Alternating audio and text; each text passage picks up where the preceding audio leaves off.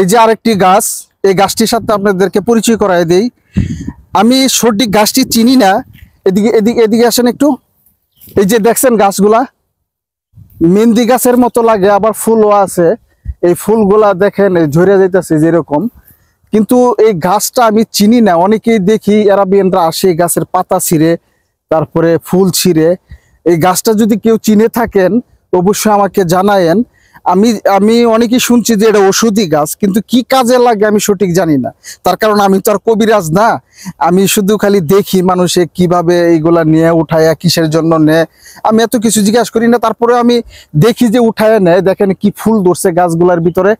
তারপরে মনে করেন যে এদিকে আরেকটা গাছ আছে, এই যে এই এই যে এই যে এই গাছটা চিনেন কেউ কিনা আমার একটু কমেন্টসে জানায়েন, যারা সৌদি আরবে আছেন, যারা দেশেও আছেন।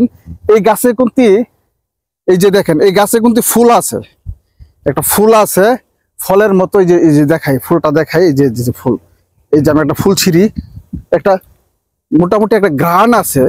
এই এই ওষুধি গাছের অভাব নাই সৌদি আরবে, পর্যাপ্ত পরিমাণ ওষুধি গাছ আছে। এই যে এদিকে হয়েছে।